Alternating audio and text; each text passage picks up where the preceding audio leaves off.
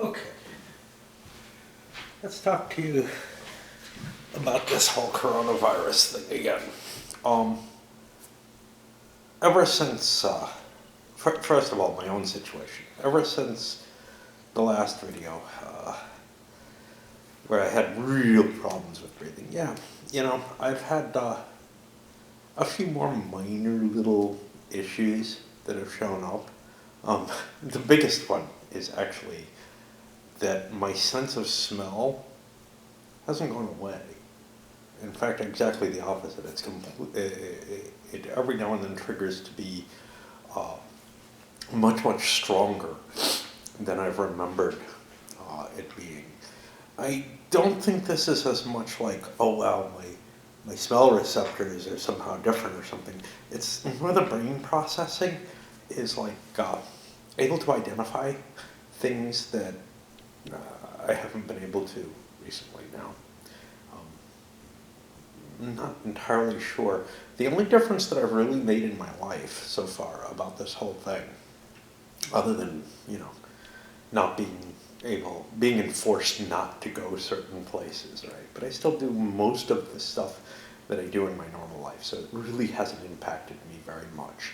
It prevents me from going once a week out dancing, which sucks terribly, but on the other hand, is not that big an effect. Yeah, I have a little bit of a cough. Yeah, I have some of these other symptoms.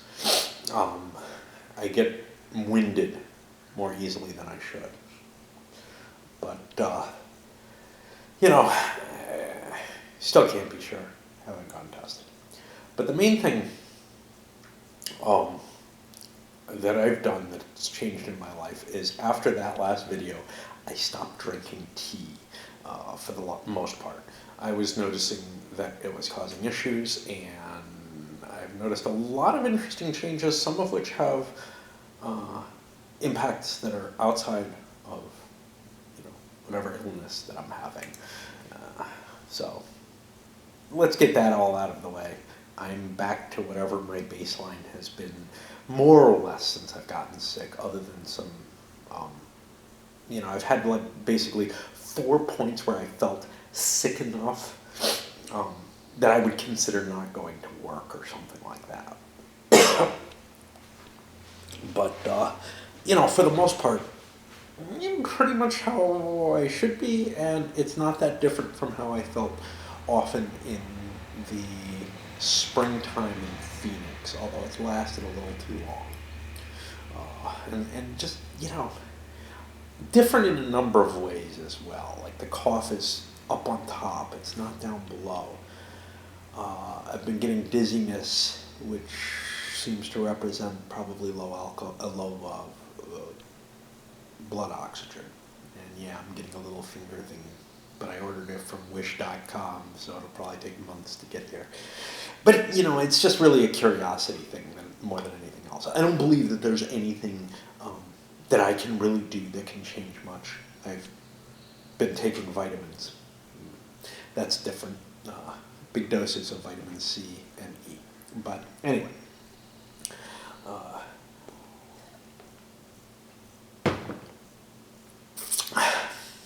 And there's still this shallow breathing. But if I concentrate, I can breathe more deeply. And there's no real problem with it. It's just somehow I'm not. It's like there's something that's just inhibited me. Okay. But the main reason I wanted to make this particular video was I'm looking at the proposals to open things up more.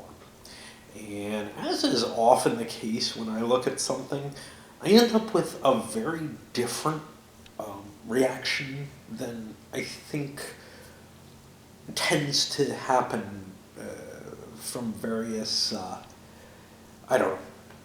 from various ideological standpoints. My own standpoint is one that I'm looking at this from the science, not as a scientist, as an uninformed person, but taking that data and saying, if I was sitting there in these meetings with Dr. Fauci in Trump's position, somehow, There's certain questions that I would ask, certain things that I would hit upon that I don't feel like anybody is really dealing with.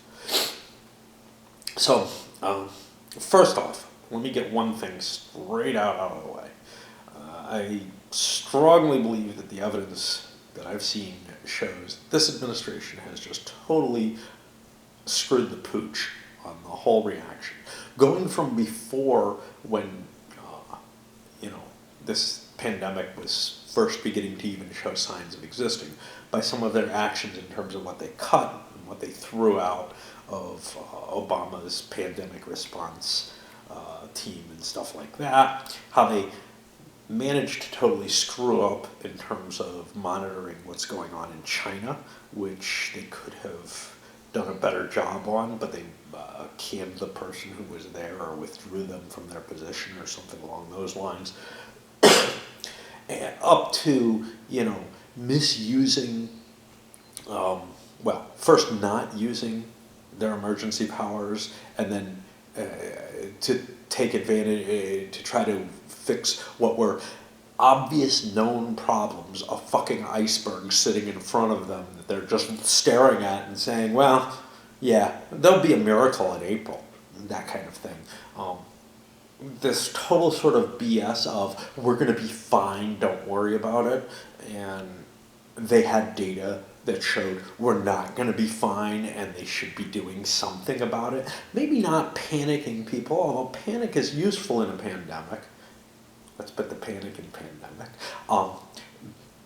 Because the human fear reaction can cause exactly the results that you want to try to limit normal behavior.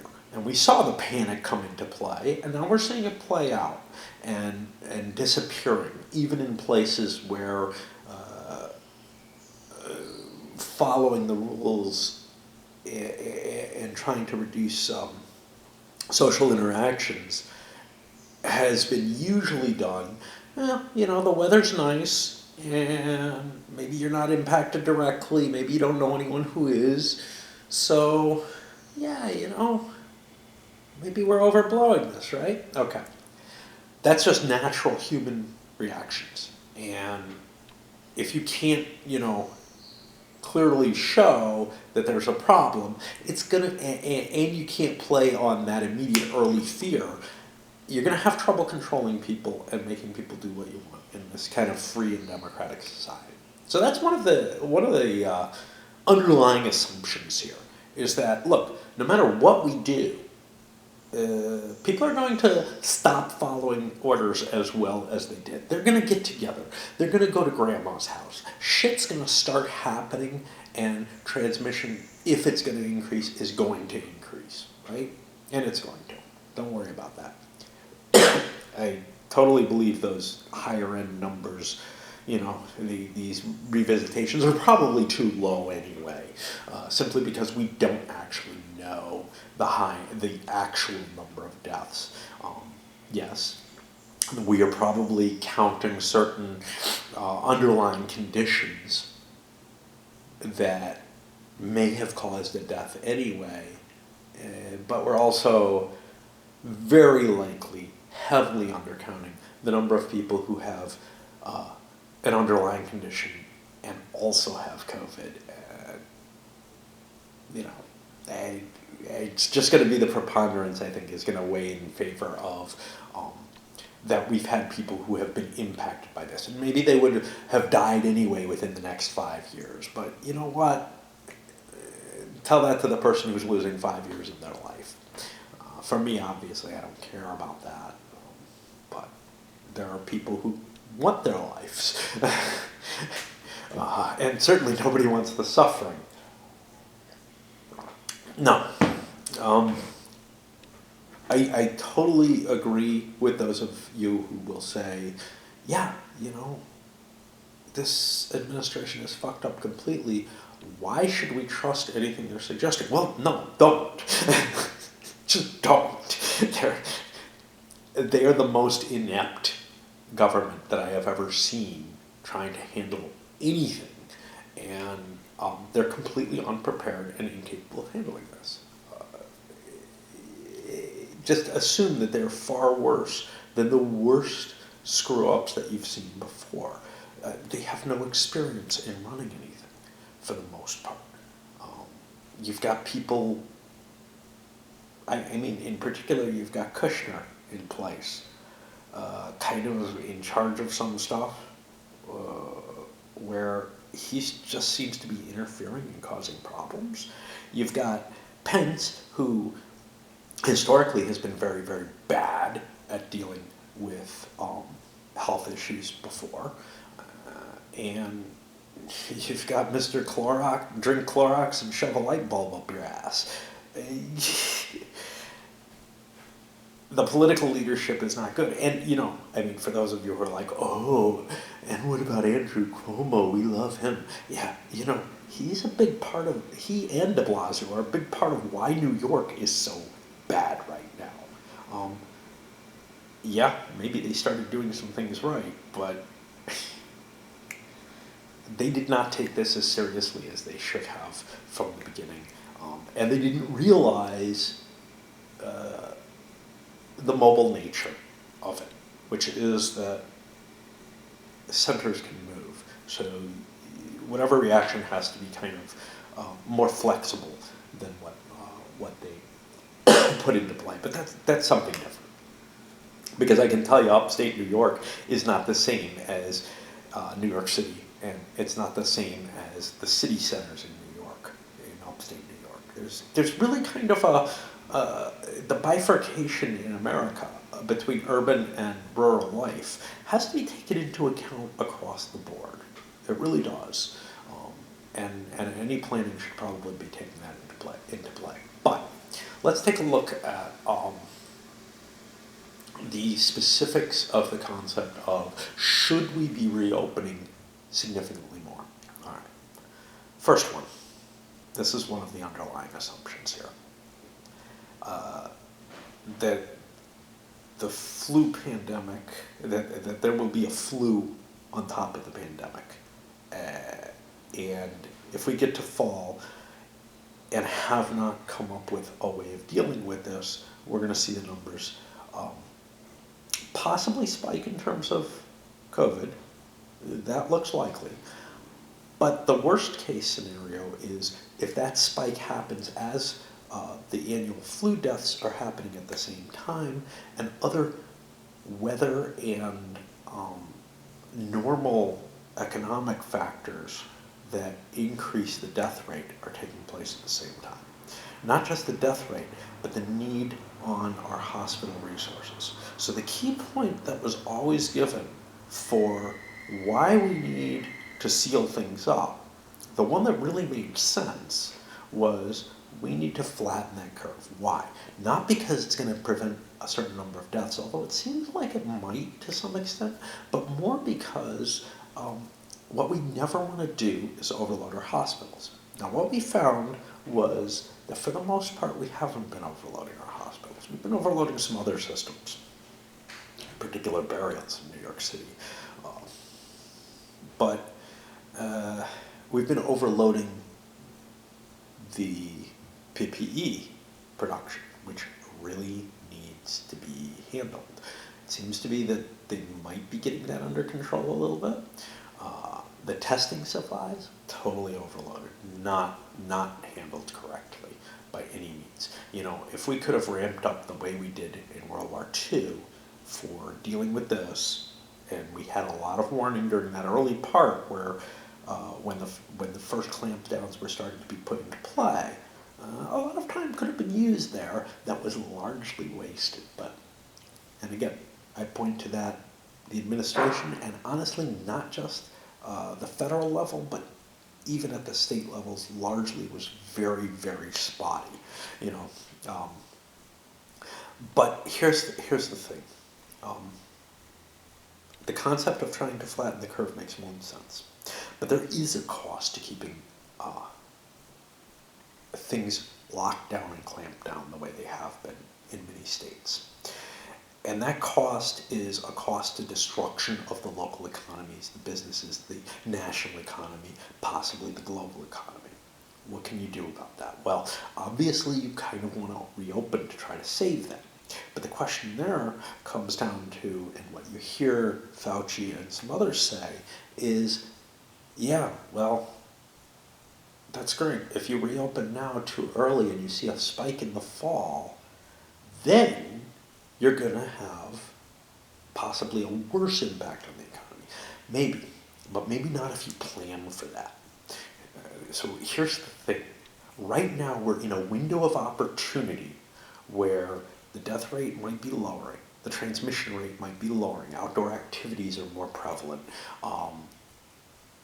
People are afraid. So no matter how much you open things up, you're still going to see a lot less social interaction. And if you do the opening kind of wisely, that will keep the transmission rate to a level where that curve stays flat. You'll still be transmitting. You'll still be seeing deaths. They will go up. There's no question there. But you're building a reserve for the possibility of a shutdown later in the year again. And if we stay shut down now, and we have not resolved the fundamental underlying principles, and I don't trust this administration at the federal level to be able to do that anyway, then, well, how are you going to reopen when things are getting worse? You know? I don't believe in some miracle vaccine coming out by the beginning of next year. That seems overly optimistic. Yes, I know, they're trying to ramp up to production qualities. If they don't do adequate testing, the vaccine could actually cause more problems than it's trying to solve. The death rate on this is not all that high. The death rate on failed vaccines can be very, very ugly, as can things like birth defect rates and stuff like that. So this is the thing, we don't want to screw around without adequate testing of whatever solution we're putting in place. We definitely don't want to make that fix to be worse than what the problem that it's trying to solve is. And that's the kind of thing we want to be very careful about, and we want to make sure that we're not injecting shit into ourselves, including bleach, that is just going to do more harm. Okay. So, by planning to reopen the economy on a partial basis now, doing it as soon as possible, and I don't know, some states are doing it already, but I'm saying, my state, it's partially doing so, but it's still holding off in certain areas, including where I am. You're buying yourself some more time for when you might really need it. You're maybe getting the economy working, not up to full value. I don't expect that to ever happen, I mean, who the hell's going to go to Disney World now, right? You're not going to see bars and restaurants crowded to the effect that they were when people are reticent to go back, when people are like reasonably saying, wow, we had this panic on us, and yeah, we want to do some stuff, but let's take that a little slower. Let's see what happens as other people are the guinea pigs, right? So some proportion are going to hang back and not participate as fully as they were before. Okay. So you're not going to see that full reopening, but you're going to buy yourself some economic recovery potential. Get some people back in jobs. And now this is an important thing, which is we have to protect people who do not want to go back, right? People should not be forced to put their lives in danger because of economic need in the face of something like this. I'm not sure exactly what that results in, but it definitely it definitely will require some level of intervention by the government, maybe every bit as much as a full shutdown does. But the point is, you've got the economy partially working, right? And you've got people getting partial income who are worried making sure that they have their health coverage done. But again, I don't trust that the testing is going to be adequate no matter what we do, right? Even if we reopen in the fall, it may not be adequate. That's the whole problem here, is that we've let this bloom so much that I think we've kind of followed Sweden's route by stumbling around drunk and paid this cost that Sweden didn't, you know? And just are showing such a horrible set of options in front of us because of the mismanagement that had taken place, that the best option remaining is actually reopen now and make it so that we're ready, that we're more prepared for another closing. Okay. So why does this make a lot of sense to me? The primary reason is right now we're not going to see as high an infection rate, I think, as we will when schools are open, when people are inside more often, when people are trying to take their entertainment in large groups in indoor areas. And we can do it as a more partial opening where more people are going to be less infectious just due to the nature of being outside but being more fully spaced, but still putting some of that money back into the economy. Keeps the curve low enough that we're not overwhelming the health system right now. And then in the fall, we see how we're going. Hey, you know, if Cheeto Man is right, if a miracle happens, if we've been working with bad models, if nothing is going, if maybe something magically comes along, like light bulbs stuck up your butt do work, you know, then, you know what? We come out ahead. We come out ahead. If he's wrong, I think we still come out ahead because we've taken the opportunity to keep the economy running at a lower level, but not completely shut down for a few more months. Bought ourselves a little bit more padding that we could actually afford to be closed for another segment. Because that's the whole worry here, is what happens if the economy continues to nosedive, if people are unable, you know, to meet their obligations. There's only so much money the government's going to print for this. At some point or another, somebody's going to say, no, we're not going to keep doing this, you know, or because honestly, our masters are simply not going to allow their wealth to be dissipated to the lower classes. It doesn't work that way, right? It just doesn't. Which means we take what we can. We take what we can. And what we can is sort of, you know, hey, if the losses are 3 times what we'd suffer, 3-4 times what we'd suffer from a bad flu season, yeah, that's horrible, you know, but there are very few options that in this society we could put into place at this point after the level of infection that and permeation that we've seen, after the lack of knowledge about how many people are carrying, possibly asymptomatic. We don't even know, you know, someone like me, we don't know if I've got it or not. But if I've got it and have had it since January 20th, wow. A lot of the hopeful, rosy scenarios of, well, you get an immunity for a short time. Yeah, well, that short time's like maybe a week, and it's enough time to recover. Ideas of like treatments that involve, you know, trying to use blood plasma or something like that. That's just not going to work if I'm indicative of anything like a normal response. And given that it's both me and my wife that have been kicking this thing back and forth, whatever the hell it is, that's one of the few things in my internal knowledge that sort of I'm saying, there's an issue here. There's an issue here. I don't think immunity is guaranteed, and I think, from my own experience, that this may just be something you have to live with, to some extent.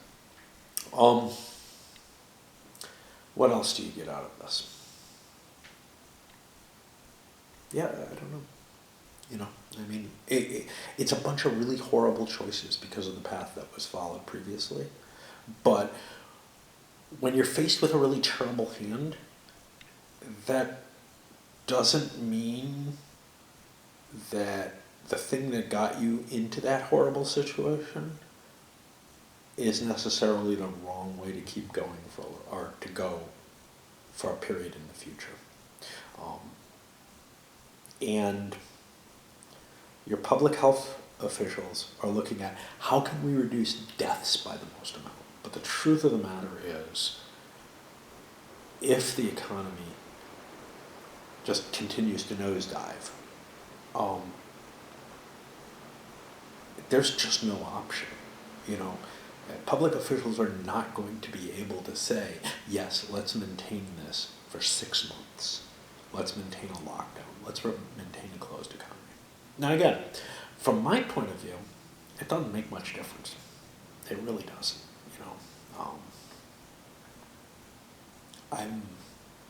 I'm still working. I'm still,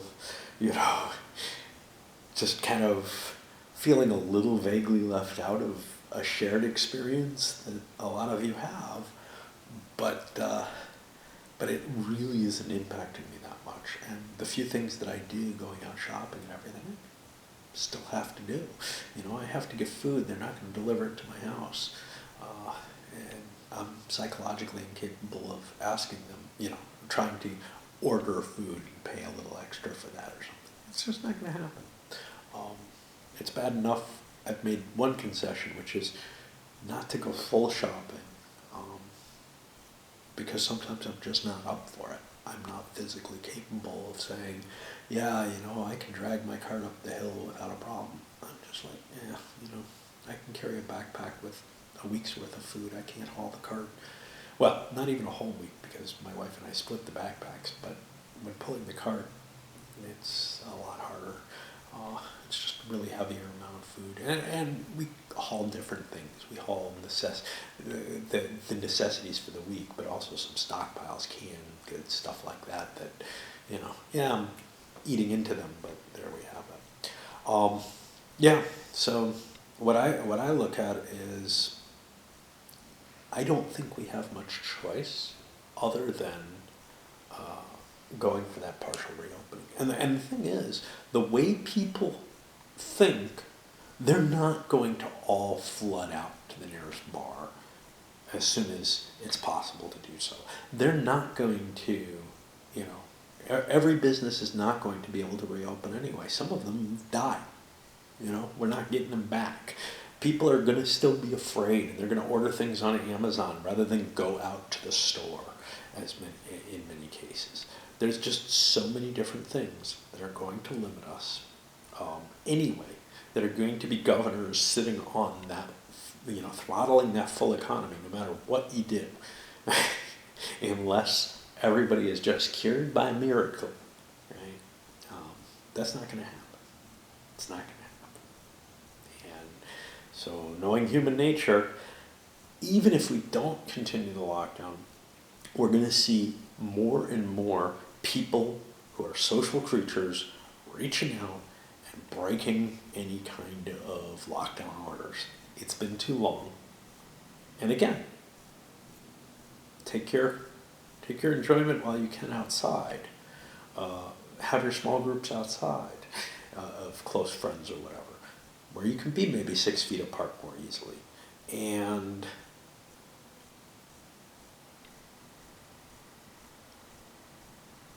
then when that next peak hits, assuming it does, big assumption, but I think pretty damn likely, people will be ready to panic again. They won't be as much fatigued. They will have had their period in the sun and their chance to interact again, and then they'll see those reactions and the panic will come back. The danger reaction will be back. Right now, that danger reaction is blunted because the numbers are dipping a little. People are stir crazy, and by opening things up a little bit, you release some of that pressure. Pressure you do not want to come out any more than you want the economic pressure to come out at the most dangerous time, which is when you've got the flu coming at the same point and attacking some of the same vulnerable population. When you've got,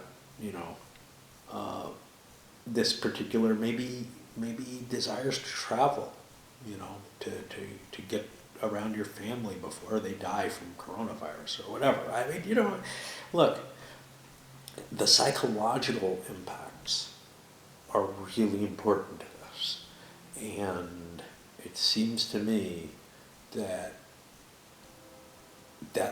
continuing the lockdown for too long is just really playing with fire every bit as much as, like, if we mandated that people go back to their to their work and sit next to each other within 2 feet or something like that. And that's one of the other things, is try to make it clear. First of all, this damn nobody's responsible legally for imposing bad working conditions that risk your health. Yeah, that's bullshit. That shouldn't be there, right? I understand why you don't want to ruin these businesses, but you also want to make sure that the regulations promulgated by OSHA and by the CDC are reasonable, are ones that can be perhaps complied with. But it's okay if we cut down production. What we don't want is to keep bringing it to a stop. And so, yeah, open up carefully. And I just think it's the safer option out of all of them. And it's a thing that people just don't, nobody seems to be expressing it. The two hard lines seem to be, well, this stupid thing been going on too long and it's just total false, or no, we must listen to the doctors who are trying to limit deaths as much as possible. And that's a laudable goal. But they're not the ones who have to make all the decisions. And nobody has data on this that is absolutely actionable yet. We won't know until 4 or 5 years out. And have we seen what the impact is in a more modern society? No, we never really have. We can look at what happened in 1918, but that's not an exact match for what's going to happen now in a society where people can choose, to a large extent, to order things online instead of going to the store. Where people have a lot more options. Maybe not everybody. And that sucks, to be honest. But market trends may move things in a way that end up helping everyone, even if everyone can't take advantage of them right away. Because, anyway, those are some thoughts.